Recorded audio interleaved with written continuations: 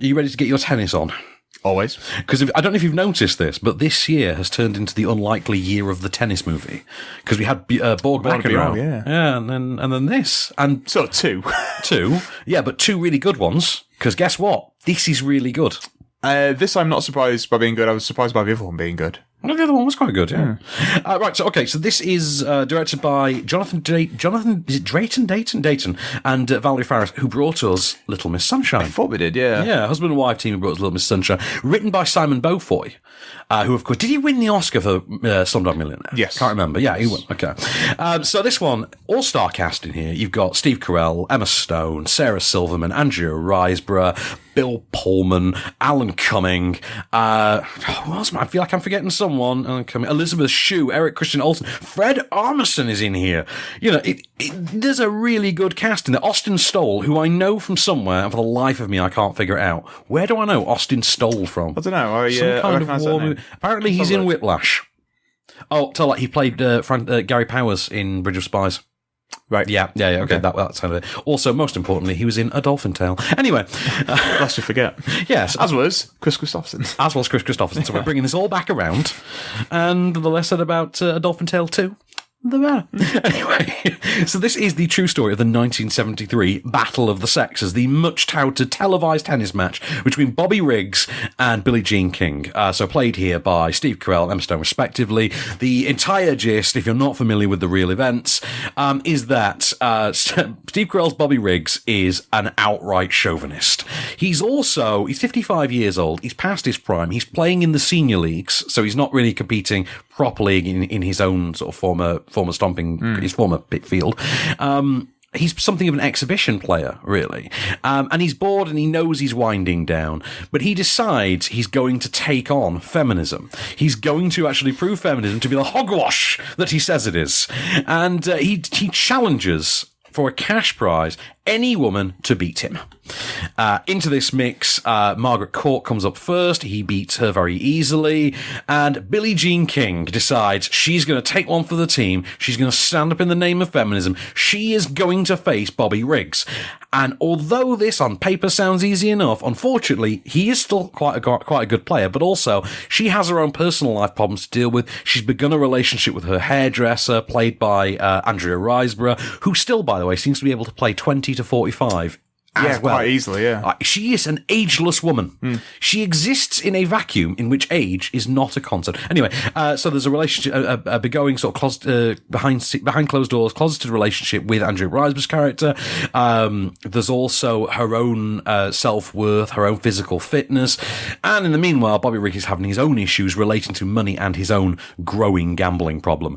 Here's a clip of their press conference pre-game. Now, don't get me wrong. I love women in the bedroom and in the kitchen. But these days, they want to be everywhere. They want to be doing everything. Where is it going to end? Pretty soon, us fellas aren't going to be able to go to a ball game. We're not going to be able to go fishing. We're not going to be able to stop and have a drink after work. And that's what this whole women's lib thing is about. And it's got to stop. And Bobby Riggs is the man to stop it. Ladies and gentlemen, this is Custer's last stand. This is the lobber versus the lever.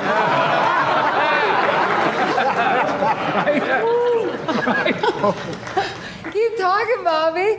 The more nonsense you spout, the worse it's going to be when you lose. Well, I'm the ladies' number one. I'm the champ. Why would I lose? Because dinosaurs can't play tennis.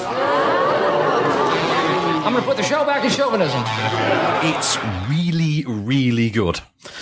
And part of the reason it's really, really good, I think the biggest part of the reason it's really, really good is because Emma Stone and Steve Carell absolutely knock it out of the park. I mean, you can hear from the clip, he's so in this.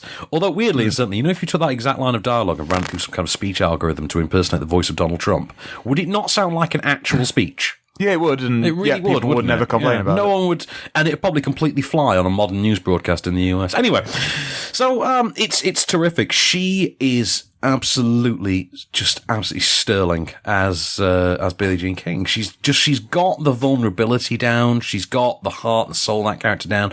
And I'd be very curious to see what the preparation process was like on her part. Now, for obviously Steve Carell, it's an easier ride because there's something of a caricature-like nature to Bobby Riggs anyway. There's a really fascinating moment, actually. You know, they do that thing over the end credits where they play the pictures of the real events kind of thing. And it's shocking, actually, how much Steve Carell seems to have got the charisma charisma of Bobby Riggs down rather than making it an impersonation. He seems to have tapped into that charisma and found his own distinct way to channel it.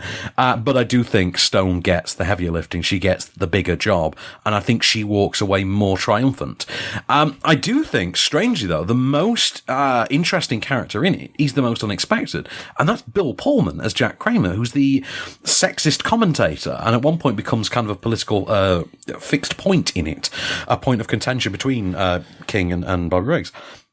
The style of it, the cinematography of it is not that, if I'm really honest, is not that dissimilar to Borg McEnroe because of the period setting. And there's only so many ways you can show, a period piece tennis court. There's only so many ways that can be done. Although neither film has done a bad job in that at all. I've been invested in both. I think the script is sharp. It's got energy. It's got spark. It's got wit. It's got heart. It's got emotion. It's got a brilliant rhythm to it. And it's a rhythm you can very easily find yourself running along with.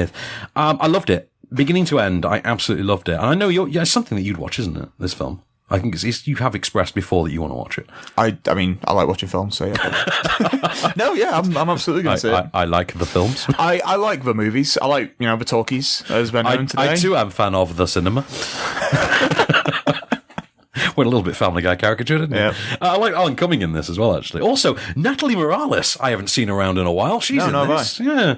But, and Sarah Silverman doing that token Sarah Silverman performance she does now. She turns up in, weirdly, it's like a serious version of her role from Popstar, where she plays his manager.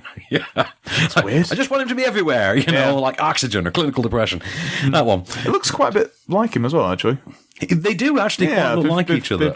I will say, Emma Stone does make Billie Jean King slightly dorkier than she actually was, though. Yeah, there's something it's like 20% dorkier. On screen.